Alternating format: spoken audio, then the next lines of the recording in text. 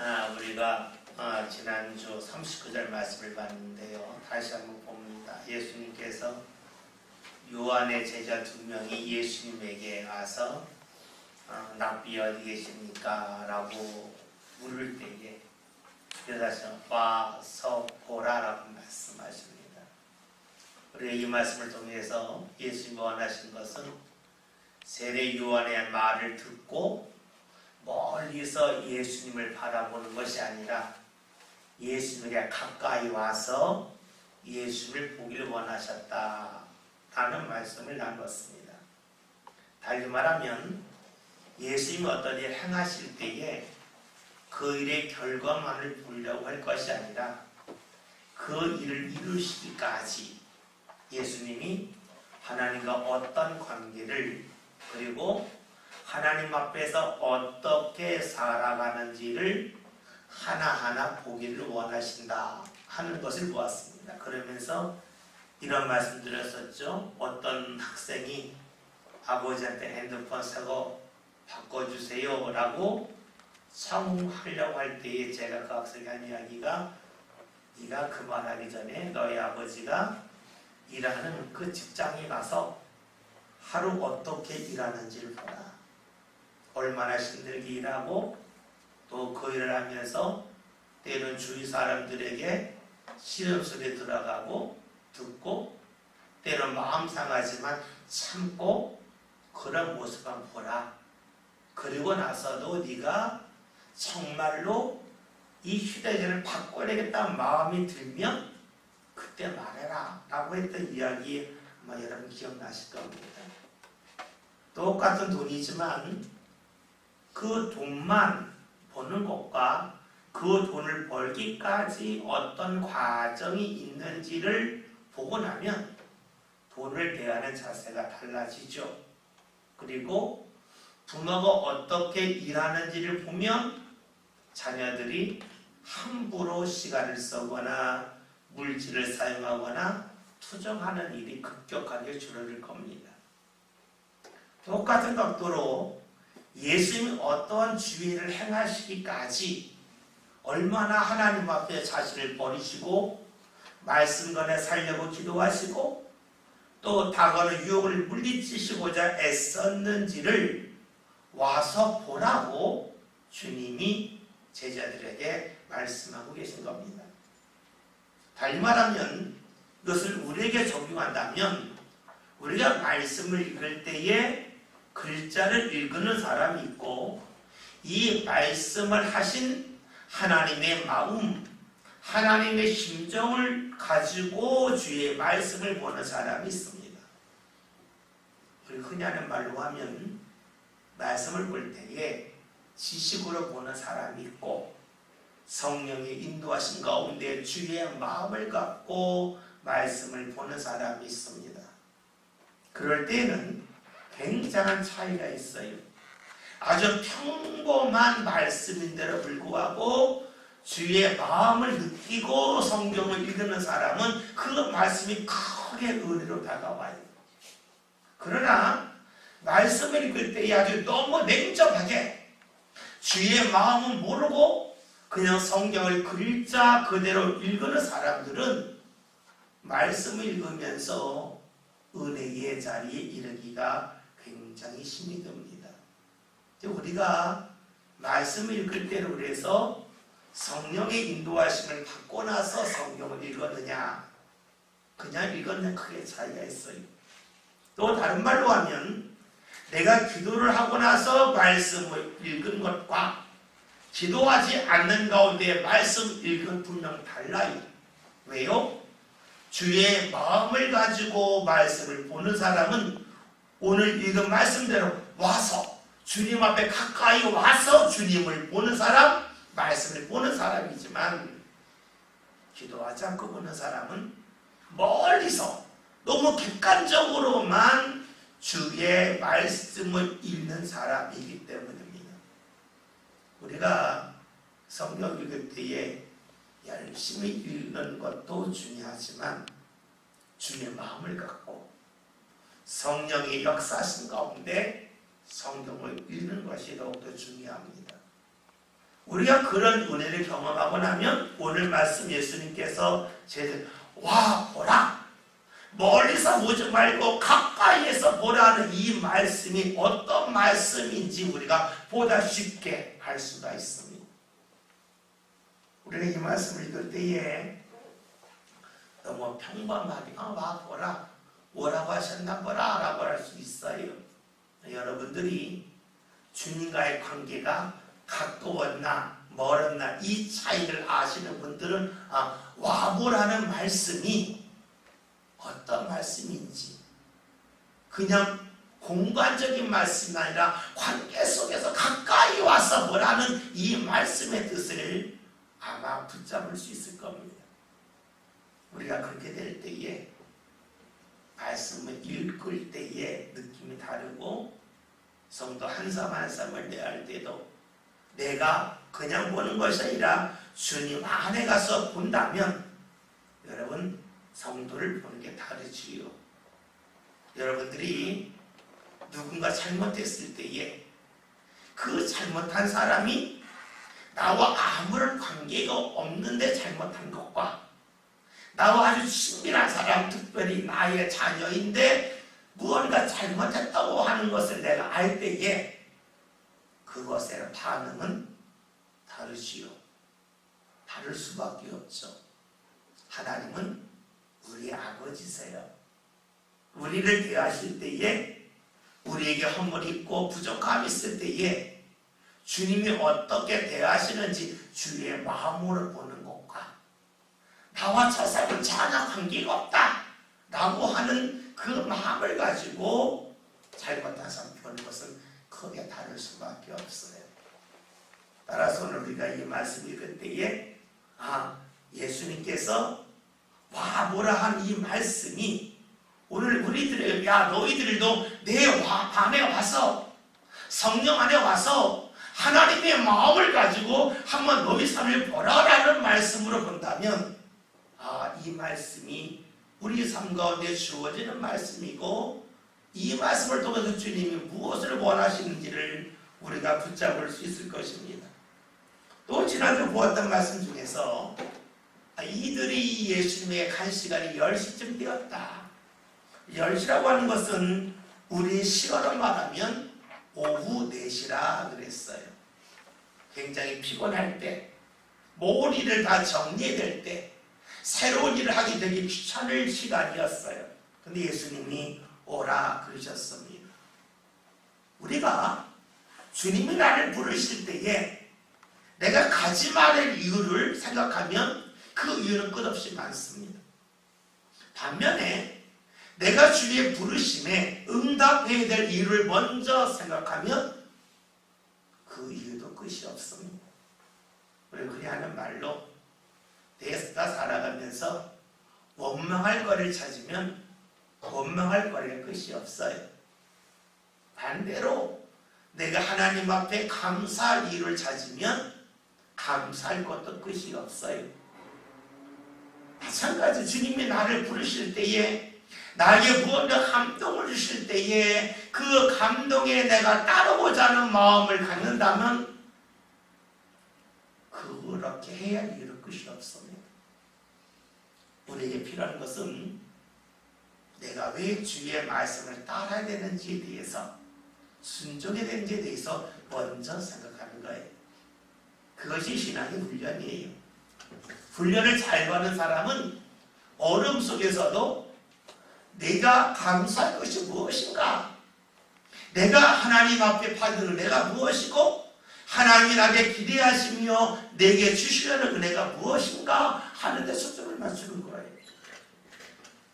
민수기는 말씀을 보면 이스라엘 백성들이 이제 하나님께서 인도하신 길을 가는데 그 길 갈 때 그 길이 험했어요. 험하니까 길이 힘들다고, 길이 좋지 않다고 원망을 해요. 참 묘하지 않습니까? 길은 지나가는 곳이에요. 목표점은 다른 데예요. 목표점을 바라고 가야 되는데 그들은 길 때문에 원망해요.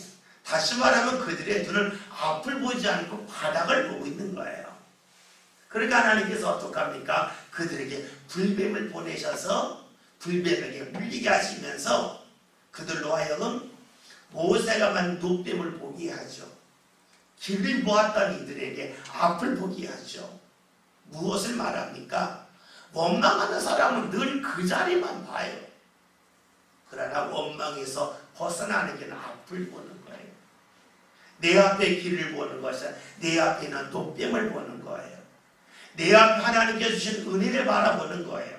그것을 보는 것이 훈련된 사람, 그 사람이 어떤 사람이 될까요?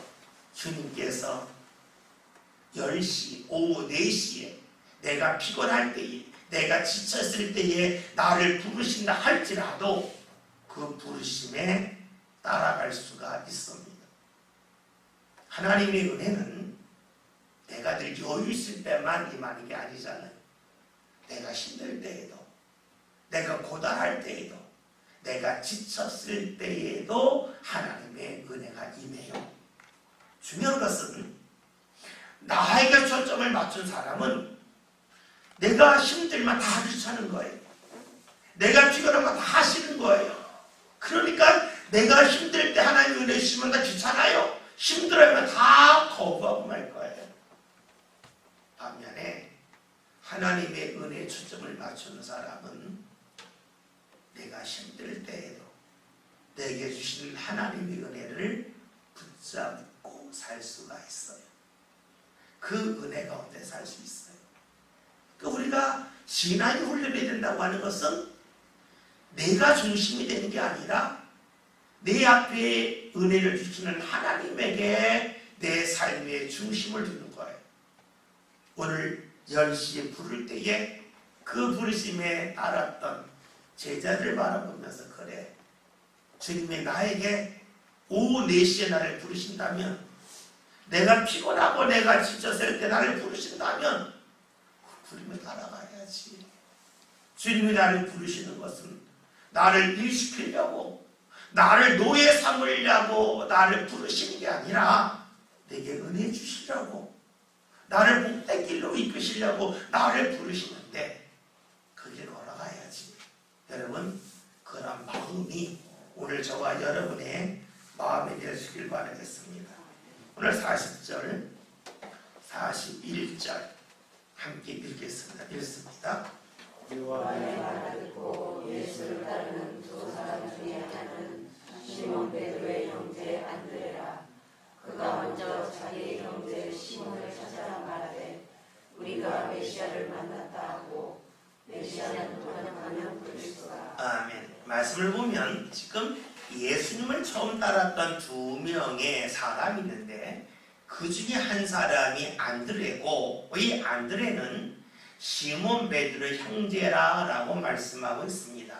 그런데 오늘 말씀을 보면 그 안드레가 예수를 만나고 와보라는 말씀을 듣고 마음에 감동을 받은 것 같아요.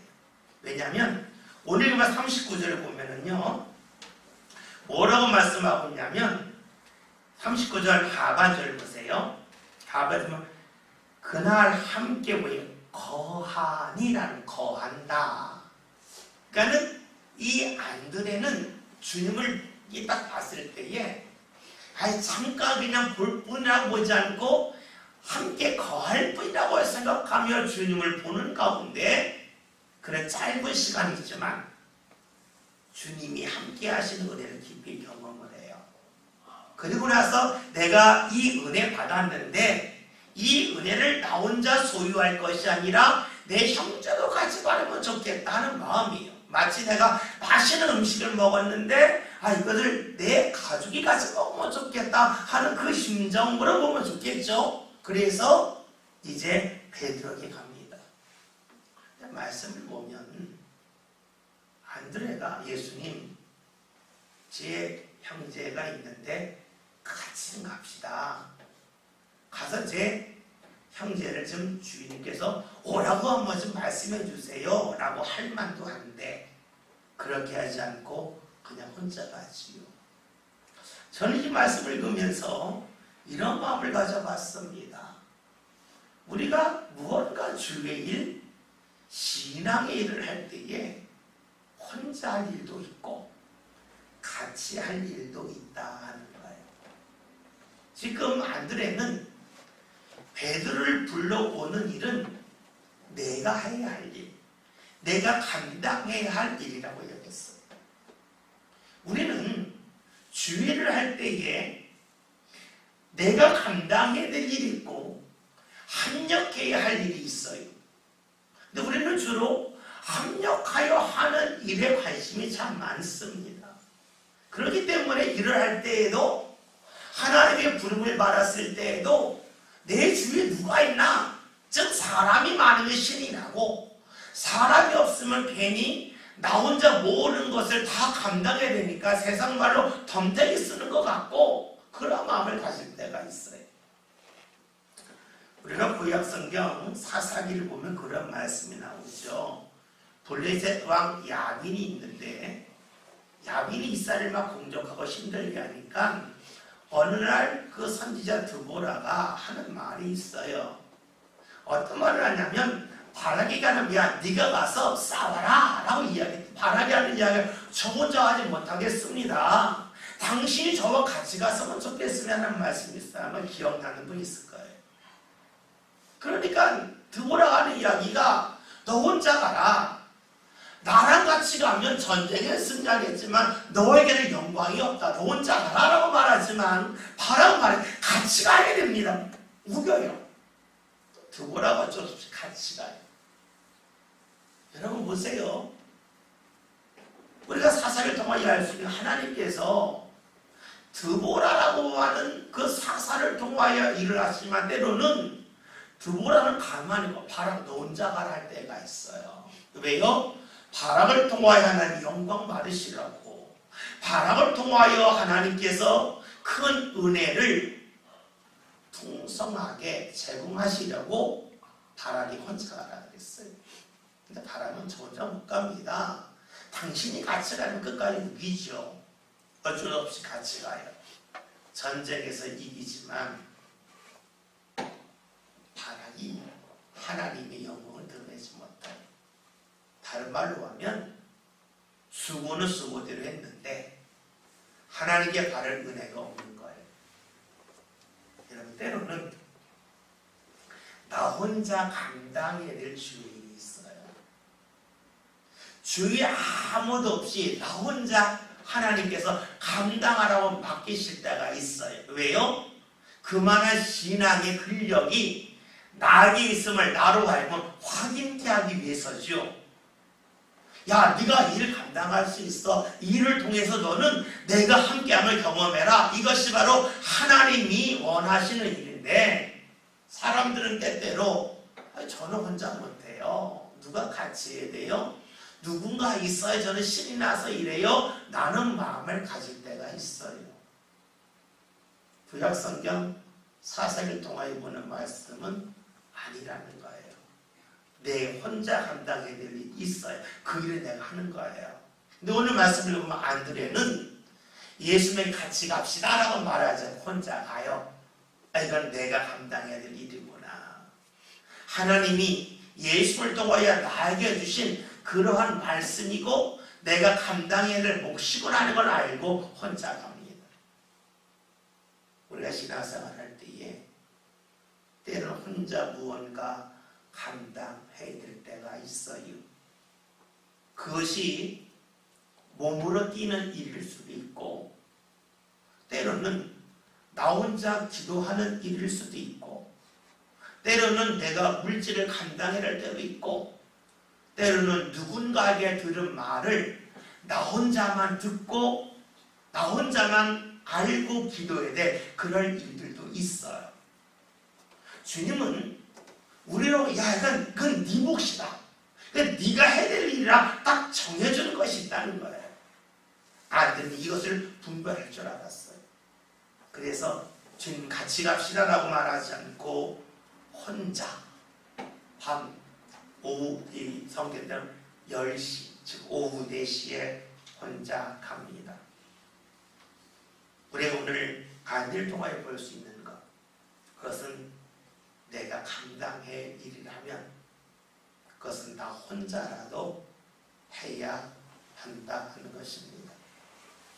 옆에 누군가 있어야 하겠다는 마음, 여러분 그 마음은 아까 사사기 4장에서 보았던 바락과 같은 마음. 이런 일대로 하지만 주의 영광을 경험하지 못할 그런 사람이 될 수도 있습니다.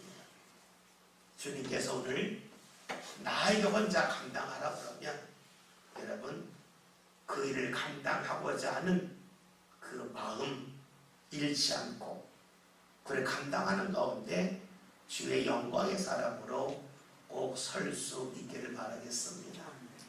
우리가 신앙생활하면서 앞에 누가 있을까 없는가, 내 주위에 몇 명이 함께 있는가 없는가, 여기 관심을 갖다 보면 우리의 신앙은 거기서 멈춰요. 그러나 옆에 누가 있냐 없냐가 중요한 게 아니라 주께서 나에게 원하셨냐, 나에게 감당케 하셨냐, 여기에 초점을 맞추면 우리의 신앙은 하나님 앞에 더욱더 가까이 나갈 수가 있습니다. 또 우리가 말씀을 통하여 할 수 있는 것은 지금 안드레가 베드로에게 가요.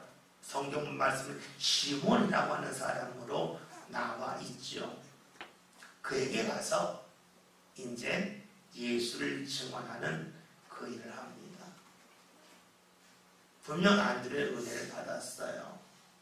그러나 내가 하나님 앞에 은혜 받고 인정받는 것과 사람에게 인정받는 것이 늘 일치하지는 않는다는 것을 우리는 생각해야 돼요.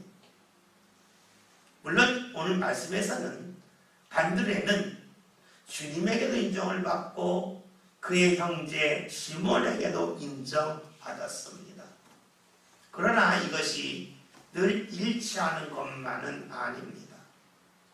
하나님은 나를 인정하실 때에 속히 인정해 주시지만 사람들이 나를 인정하기까지는 적지 않은 시간이 걸릴 때도 많습니다. 그 대표적인 것이 바로 사울이죠. 사울이 다메섹 도상에서 예수님 만났어요. 그리고 3일 동안 금식하면서 기도했습니다. 아나니아가 와서 그에게 기도해 줬습니다. 성령께서 그와 함께 하시면서 그의 눈에서 빛 같은 것이 떨어졌습니다. 세대로 말았습니다. 하나님의 일을 합니다. 그런데 사람들이 뭐라 그럽니까? 저 사람 술 썼습니다 라고 말하지 않습니까? 사람들이 도통 인정해 주지 않는 거예요. 사울이 변화되었음을 주님은 인정하시지만 사람들이 인정해 주지 않아요. 그러니까 우리가 갈라디아서 있는 말씀을 보면 바울이 예수님을 만난 후에 바로 예루살렘으로 올라가지 않고 아라비아 사막 가서 3년 동안 있었다라고 하는 말씀이 나와요. 왜요? 사람들이 그를 인정해 주지 않는 거예요. 하나님께서는 야 그는 나의 택한 그릇이다 라고 분명 말씀하셨고 그 말씀을 아나니아를 통하여 증언케 하셨지만 다른 사람들은 안 믿는 거예요. 나는 달라졌고 내가 달라짐을 하나님은 아시는데 사람들은 몰라요. 인정해 주지 않아요. 여러분 이때에 우리가 신앙 가운데 낙심할 가능성이 굉장히 큽니다. 바울은 이를 이겼지요. 사람들이 나를 인정해 주지 않는다고 기분 나쁘다고 하나님의 일을 포기하지 않았어요. 하나님이 인정하면 족하다. 그 마음을 갖고 계속해서 주를 가까이 갈 것 같은 어느 날 사람들도 그를 인정해 주었습니다. 내가 변화되었지만 내가 은혜 받았지만 은혜 받은 나를 주위 사람들이 인정해 주지 않을 때가 있어요. 교회에서는 그렇죠. 내가 은혜 받고 열심히 주의를 하려고 할 때 주위에서 그러죠. 저 사람이 언제부터 저랬나? 냉소적으로 말하는 사람이 나타날 수도 있어요. 그때 어떤 마음 듭니까? 시험에 있다고. 왜 내가 달라졌는데 하나님은 인정하시는데 저 사람 날 인정하지 않냐고 시험 들 수 있어요. 당연하죠. 어떻게 하나님하고 살아가면 어떨 것 같아요? 하나님은 나를 인정해도 사람은 나를 인정하지 않는 것은 너무 당연한 일이에요. 바울만 그랬어요. 예수님이 대표적이잖아요. 하나님은 끝까지 너는 내 아들이다, 내 사랑 아들이다 끝까지 말씀하셔도 사람들은 조롱하잖아요. 또 우리 예수 믿으면서 하나님이 나를 인정하시는데 사람들도 함께 인정했으면 좋겠다는 것은 우리의 소망이지만 한편으로는 욕심일 수도 있어요. 하나님이 나를 인정하는 것과 사람이 나를 인정하는 것은 같지 아니할 수도 있습니다. 또 하나 우리가 주의해야 할 것이 있는데 그것은 무엇이냐면 내가 하나님께도 인정받고 사람에게도 인정을 받았지만 어느 순간에 사람들은 나를 인정해 주지만 하나님은 나를 인정하지 아니할 수 있다는 사실이에요. 무엇을 말하냐면 내가 신앙생활에 열심을 다하다 보면 어느 순간 사람들을 인정을 해줘요. 근데 그 소리가 너무 달콤한 거예요. 그러다 보면 흥분이 돼요. 흥분이 되면 죄송합니다. 없던 이야기도 만들어내요. 그 대표적인 게 간증이에요. 여러분 간증은요, 내가 넘어졌다, 내가 하나님을 경험했다, 이게 중요해요. 근데 우리나라의 간증은 내가 성공했다 할 때가 참 많아요. 내가 성공했다, 내가 예수님 잘 믿었더니 내가 물질에 큰 복을 받았다, 이런 간증이 참 많습니다. 그리고 아래 이야기가 내가 열심히 믿음생활 했더니 하나님이 그때 내게 감동을 주고 일을 했고 일을 했더니 내가 큰 물질의 복을 받았다라고 말합니다. 근데 그게 대부분은 후일담일 때가 많아요. 후일담이라는 후일의 탐, 이야기를 만들어낸 거예요. 결과를 놓고 과정을 만들어내는 거였어요. 참 안타까운 이야기지만 우리나라 전직 대통령 중에 한 분이 장로님이셨잖아요. 그분이 대통령 되기 전에 간증 무지가 아니었어요. 간증 다니면 다들 그냥 참 은혜스럽게 한다, 너무너무 은혜스럽게 한다. 근데 여러분, 많은 분들이 은혜스럽게 한다는 게 무슨 얘기예요? 돈 벌었다는 거예요. 내가 하나님 잘 믿었더니 돈 벌었다 하는 거예요. 내가 하나님 잘 믿어서 내가 누군가에게 섬기고 내가 누군가를 헌신하고 내가 정말로 그를 눈물 뿌리며 기도했다, 이게 맞았는데 내가 돈 벌었다는 거예요. 결국 그 간증이 우리에게 어느 한순간의 은혜였는데 어느 시간이 지났더니 참 부끄러움이 되고 말았죠. 왜요? 하나님에게 인정을 받았지만 어느 순간에는 하나님에게 인정을 받지 못하고 사람에게만 인정받는 모습으로 남을 수도 있습니다. 여러분, 신앙에서 가장 중요한 것은 무엇일까요? 그것은요, 하나님 앞에 서는 훈련입니다. 그래서 아무리 내가 복을 많이 받았다 할지라도, 물질이 많다 할지라도, 아무리 많은 간증을 한다 할지라도 하나님 앞에 서는 그 자세가 삐뚤어지면 그것은 하나님이 아닌 사람 중심이 되는 거예요. 그런데 우리가 하나님 앞에 섰는지 안 섰는지 가장 쉽게 알 수 있는 방법이 뭡니까? 예배예요. 예배 시간에 내가 얼마나 말씀에 집중하느냐, 이것이 중요해요. 예배 시간에 말씀을 잘 듣지 않는데 간증은 많이 하는데 이상하잖아요. 근데 의외로 그런 분이 참 많아요. 간증은 많이 하는데 예배 참여를 잘 안 해요. 그것도 이상하잖아요. 왜요? 하나님 앞에 서는 훈련을 하지 않고 사람 앞에 서는 훈련을 자꾸만 하는 거예요. 여러분, 그것은 어떻게 될까요? 하나님에게 인정받지 못하고 사람에게만 인정받는 그런 신앙으로 전락할 가능성이 굉장히 큽니다. 그래서 우리 신앙은 거의 예배를 통하여 드러난다라고 볼 수가 있어요. 안드레는 주님에게 인정받을 뿐만이 아니라 자신이 전도하라고 했던 시몬에게도 인정을 받았습니다. 오늘 우리의 신앙이 인정받음에 있어서 하나님에게 인정받는 것, 그리고 사람에게 인정받는 것, 이 균형이 잘 이루어졌으면 좋겠습니다. 41절에서 안드레 하는 이야기가 뭡니까? 다 안 읽겠습니다. 읽습니다. 그가 먼저 자기의 형제 시몬을 찾아 말하되 우리가 메시아를 만났다 하고 메시아를 번역하면 그리스도다. 아멘. 메시아를 만났다 그럽니다. 우리가 성경 읽다 보면 이 용어 때문에 좀 헷갈릴 때가 있어요. 여러분들이 우리가 그 고난 주간에 갈보리산이 갈보리산 있죠. 갈보리산.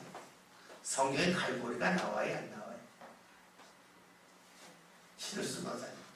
성경 열심히 해서 성경에 갈보리가 나와요, 안 나와요? 안 나오죠.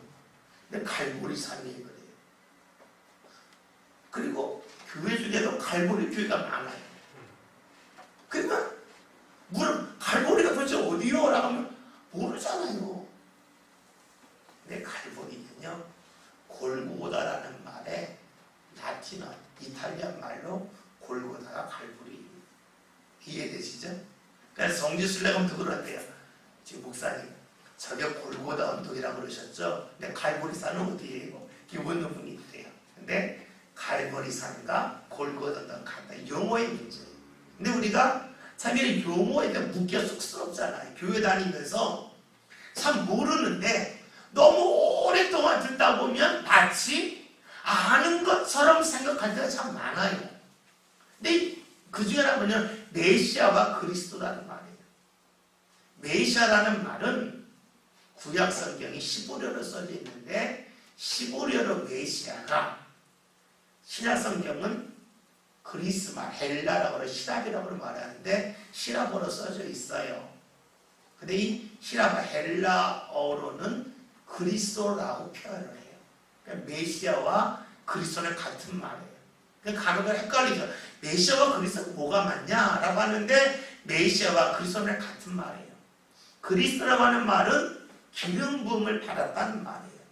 그러면 기름 부은다고 하는 것은 우리가 생각할 때 뭐 참기름 붓냐, 뭐 어떤 기름 붓냐라고 생각하는데 이 기름 붓는다는 하나의 예식이에요. 예식. 예식을 하는데 어떤 예식이냐면 사람을 세울 때에 그 사람이 고귀하다고 하는 표현을 할 때에 기름을 이렇게 부으면서 예식을 거야겠는데 이 기름 부은 대상은 크게 세 가지. 하나는 왕, 하나는 선지자, 하나는 제사장이에요. 그러니까 그리스도라고 하는 것은 왕의 역할을 다스린다는 거겠죠. 선지자 뭐예요? 말씀을 가르치는 거가 되겠죠. 제사장 뭐예요? 우리의 것을 가지고 하나님 앞에 아뢰는 일 하는 거예요. 그러니까 예수님 하신 것은 이 세상을 다스리시고 우리를 가르치시고 우리에 있는 사정을 가지고 하나님 앞에 아뢰시는 분이라고 섞어서 보면 좋겠죠. 그거를 우리가 쉽게 구원자다라는 표현을 쓰는 거예요. 그러니까 오늘 말씀에서 메시아, 그리스도라고 하는 말은 용어는 같은 말인데 우리가 이렇게 이해하면 될 거예요. 또 하나는 41절에 보면 형제 시몬을 찾아라는 말씀이 나와 있는데 42절 한번 볼까요? 다 같이 읽습니다. 읽겠습니다. 그리고 예수께 오니 예수께서 보시고 이르시되 네가 요한의 아들 시몬이니 장차 대바라기라 하시니라. 대바는 번역하면 베드로라. 아멘. 요한의 시몬이라고 하는 말은 혹시 여러분 야곱의 12아들 중에 첫 번째 이름이 뭔지 아세요? 루벤이죠. 보라 아들이라 하는 말이에요. 그 다음에 둘째 아들이 뭐예요? 시몬. 그러니까는 야곱에게 그 부인이 되신데 그 중에 첫째가 레아잖아. 레아는 눈이 안 좋았어요. 성경을 눈이 안 좋았다. 눈이 안 좋으니까 여러분 글자 볼 때 눈 안 좋으신 분 특징이 있죠? 인상 찌푸리잖아요. 그러니까 레아는 얼굴이 이쁜지 안 이쁜지 모르겠어요. 근데 눈이 안 좋으니까 항상 인상을 쓰고 다녔겠죠. 안 보이게 인상 팍 썼겠죠. 그러니까 야곱의 눈이 안 찼다고요. 나이를 좋아했는데 그 첫째랑 먼저 결혼한다. 이게 술술 써가지고 어쩌서 결혼을 했잖아요. 근데 애를 내가 먼저 낳았는데 임신 첫째가 누벤 난 아들 기쁘다 해서 보라 아들 낳았다. 내가 아들 낳았으니까 이제 나 함부로 갈세하지 않겠지 이 마음 갖고 루벤 그친 거예요. 근데 그래도 이 야곱의 마음이 라헬한테 있어요. 근데 애를 또 낳네요. 그때 뭐예요? 시므온. 하나님이 내 억울함을 시므온 들었다는 말. 그 다음에 레위는 동거했다. 그래 유다는 왜 찬양을 드립니다. 이름이 지어지는데 어쨌든 오늘 말씀을 보면 시몬의 시므온은요 시브리식 표현이에요. 구약식 표현이고 구약식 표현이 신약에서는 시몬이 돼요. 여러분들이 누가복음 2장을 보면 예수님이 성전에 갔을 때에 성전에서 있던 선지자 시므온이 나오잖아요. 내가 기도할 때 하나님 만나게 했습니다. 그 고백이 나와요. 그게 시므온 똑같아요. 시므온 똑같아요. 그런 시몬인데 오늘 예수님이 하신 말씀이 장차 개발하리라. 개발하고 하는 말은요 우리가 갈라디아서 보면은 이 베드로를 개발하고 표현했는데 개발은 예수 시대에 썼던 말이 아람 우리가 신명기 보면 우리 조상은 유리하는 아람 족속으로 아람이란 말이에요. 아람 족속인데 그 아람어로 개발하는 말이 있어요. 이 개발하고 하는 말이 헬라어로는 베드로라고 하는 말은 여러분 혹시 그 여행 가시는 사람들 계신지 모르겠는데요. 간혹 가다가 이 홈쇼핑에서 여행 나올 때에 요르단 지역 나올 때에 페트라라고 하는 지역이나 페트라 아마 그 인디아나 존스 그 3편에 보면 나와 있는 신전 페트라라고 하는 곳이 있어요. 이 페트라라는 말이 베드로라는 말과 똑같아요. 거기 바위산이거든요. 그러니까 바위라는 말인데 바위라고 말이 기분 나쁘니까 우리 성경에서 반석 그러니까 큰 돌이라는 말이죠. 그러니까 주님이 하신 말씀이 너는 시몬인데 장차 개바 너 바위라고 말할 거다. 반석이라고 말할 거다라고 해주셔요. 근데 이 말씀은요. 너는 시몬이다. 시몬인데 네가 앞으로 개바가 될 이 말은 나쁘게 말하면 시몬은 듣는다는 말이잖아요. 듣는다. 좋게 말하면 경청한다. 순종한다로 되겠지만 하나님 관계가 아니라 사람의 관계로 본다면 누가 이 말하면 이 말도 듣고 누가 저 말하면 저 말도 듣고 귀가 여린 사람이 되겠죠. 팔랑귀 같은 팔랑귀. 그러니까 우리가 성경을 보면 그 시몬의 특징이 뭐냐면 누군가가 위협을 가하면 갑자기 주리가 확 들잖아요. 그래서 예수님 따라갔다가 내가 너 말투 봤더니 너 갈릴리 사람이다. 그러니까는 서울 사람들이 경상도 전라도만 다 알잖아요. 너 말투 봤더니 너 갈릴리 촌놈이구나. 갈릴리 사람이 여기 왜 왔냐? 너 당연히 예수도 갈릴리에서 왔으니까 너 그와 같은 도당 아니냐? 이런 질문이 마가복음에 나오죠. 그러니까 이 시몬의 특징은 예수 볼 때 너는 사람의 말을 듣고 왔다 갔다 흔들리는 사람이라는 말이에요. 그런데 앞으로는 바위가 될 거라는 말이죠.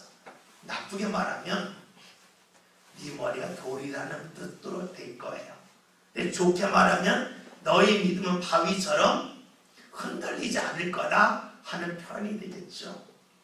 우리가 말씀을 볼 때에 똑같은 말씀이지만, 야, 예수님이 시몬 보고, 야, 너 창자, 너 걔가 베드로, 너 머리 짱돌이야. 너 이 머리가 안 좋냐? 라고 말씀을 하셨다면 이 말 화낼 말씀이에요. 근데 이 말씀을 듣고, 야, 너는 머리가 짱돌이다, 머리가 나쁘다, 이 뜻이 아니라 너는 쥐가 흔들리는 팔방기에서 어느 순간부터는 견고한 바위처럼 바람이 불어도 흔들리지 않은 그 바위처럼 굳건한 믿음의 사람이 될 거야 라고 본다면 은혜가 되겠죠. 어쨌든 이 말씀을 통해서 예수님께서는 시몬을 보고 하신 말씀이 지금이 아니라 장차 변화될 모습을 말씀해 주셨어요. 지금은 듣는 사람, 이 사람 저 사람 말에 흔들리는 사람이지만 앞으로는 반석과 같은 사람이 될 거라라고 말씀을 하셨습니다. 근데 이 말씀이 이루어지기까지 최소한 3년이 소요되죠. 우리 여기서 알 수 있는 것이 있어요. 말씀을 들었잖아요. 근데 말씀만 듣고 멈출 수도 있고 내게 주어진 말씀이 이루어질 수도 있어요. 그 말씀을 들었기 때문에 무조건 다 이루어지는 건 아니에요. 말씀을 듣는데 말씀을 들은 데서만 멈추는 사람이 있고 말씀을 듣고 그 말씀이 이루어지는 자리에 서는 사람이 있습니다. 그러면 이 시몬이 개바가 되는 그 일은 시간이 지나서 자동적으로 이루어진 게 아니었죠. 그가 팔람교와 같은 사람에서 굳건한 믿음의 사람으로 변화되는 일, 시몬에서 개바 베드로로 넘어가는 그 일 속에서 나타난 가장 중요한 일이 무엇이었습니까? 그 성령 받은 다음에 사도행전을 보면 베드로는 되게 담대하죠.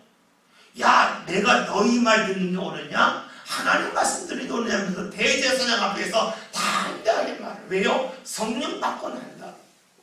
그러면 알 수 있는 것이 있어요. 말씀을 듣는 것은 성령 받기 전에로 들을 수가 있어요. 근데 그 말씀이 이루어지는 것은 시간이 지나서 이루어지는 것이 아니라 내가 성령의 사람이 된 이후에 믿음의 길을 걸어간 이후에 그 말씀이 이루어진다는 사실이에요. 몇 주 전에 우리가 베드로전서에 있는 말씀을 본 적이 있습니다.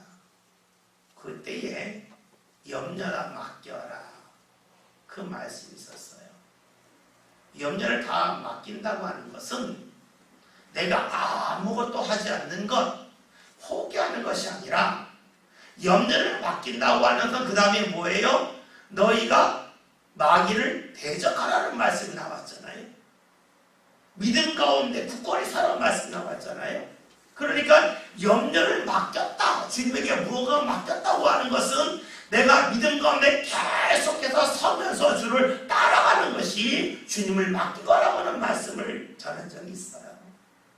여러분, 주의 말씀이 이루어진다고 하는 것은 시간이 지나서 이루어진다는 것은 하나도 없습니다. 성경에서 주의 말씀이 이루어지기까지는 반드시 말씀을 듣고 믿음으로 따라감을 통해서 주의 말씀이 이루어집니다. 베드로를 보면 성령을 통해서 그가 달라짐을 통해서 그에게 주어진 말씀이 현실적으로 나타납니다.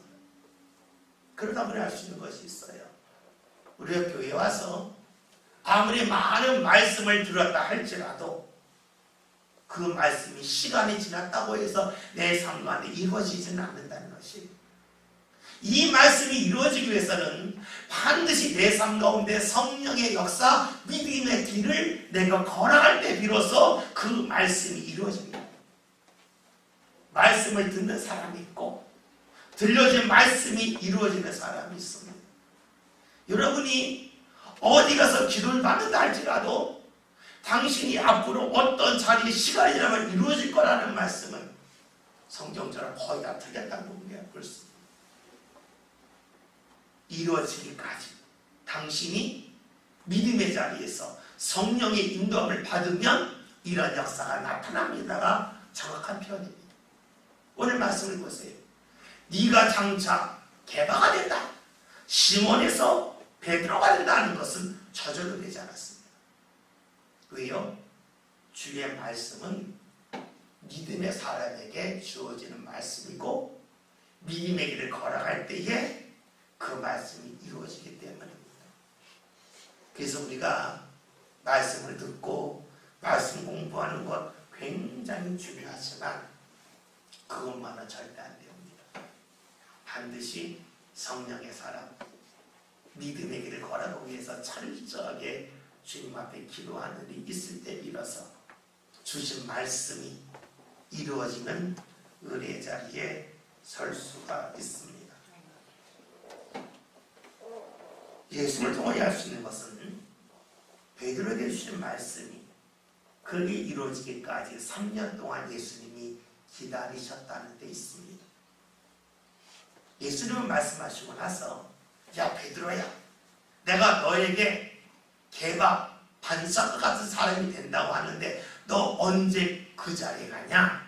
책망하지 않고 기다리셨다 하는 것입니다. 오늘 우리가 무엇이든지 다 지나고 나면 쉬워요. 시험 문제도 답을 알고 보면 다 쉬워요. 근데 답을 모를 때는 어려운 거예요. 지내는 거나만 다 쉽지만 그 지나는 과정을 보면 결코 쉽지 않습니다. 중요한 것은 그러기에 기다릴 필요가 있다는 것입니다. 여러분들이 여러분의 자녀를 볼 때에 믿음 가운데 마음이 안 들 수도 있어요. 그러나 기다리는 거예요. 기다린다고 하는 것은 주님께 맡긴다는 거죠. 맡긴다는 건 포기하는 것이 아니라 내가 믿음 가운데 기도하며 기다리고 따라가는 것이에요. 저도 우리 자녀들이 목사를 자녀이지만 참 마음에 안 들 때 참 많습니다. 제가 어느 날 아이를 보고 그랬어요. 야, 내가 청년부 지도하는데 야, 너 이렇게 성경 하나도 안 읽냐? 내가 창피해서 할 말이 없다. 청년부들 성경 올리는 거 있잖아요. 안 올려요. 몇 주 동안 삼형제가 꾸준히 안 올려요. 창피하죠. 그러나 기다리는 거예요. 왜요? 친구 20살인데 믿음생활 죽을 때까지 할 거 아니에요. 그걸 가지고 내가 한 번에 끝내겠다. 오늘 내가 버르장머리 고치겠다 하고 야단을 치면 고쳐져요. 예수님도 베드로 3년 기다리셨어요. 오늘 우리들에게 필요한 예수님이 3년 기다리셨는데 내가 3년 기다린다? 아니죠. 예수님이 3년이라면 나는 곱하기 며칠 더 해야 않겠습니까? 잊지 맙시다. 말씀이 이루어지기까지 예수님 기다리셨어요. 포기하지 않고 기다리셨어요. 오늘 우리가 주의 마음을 갖는다고 하는 것은 내가 누구를 향하여 믿음 가운데 소망하는 것이지만 포기하지 않고 기다려주는 것이에요. 그러면 어느 순간에 주님이 역사하실 겁니다. 장차 개바가 되리라. 여러분, 말씀 들려지는 것도 중요하지만 말씀 이루어지기까지 성령의 역사가 필요하다는 것과 그 다음에 누군가에 대해 기대함에 있어서 빨리 결정 내려하지 마시고 기다릴 수 있는 그 인내의 믿음 우리에게 필요함을 기억합시다. 오늘 우리가 예수님을 따르고 예수님을 만나게 되는 안드레와 베드로에 관한 말씀을 보았습니다. 아서보다 너무 중요한 말씀입니다. 주님 마음으로 들어가서 주의 눈으로 보는 일 꼭 필요합니다. 그 일이 우리에게 있기를 위해서 꼭 기도하면 좋겠습니다. 맨 마지막 말씀, 장차 개발하리라. 말씀을 듣는 것과 말씀이 이루어지게 달라겠습니다. 이루어지기까지는 반드시 성령의 역사가 필요하다. 그러므로 내가 말씀을 듣는 데 멈추지 않고 성령께서 나에게 역사하셔야만 드려진 말씀이 이루어진다는 사실을 기억합시다.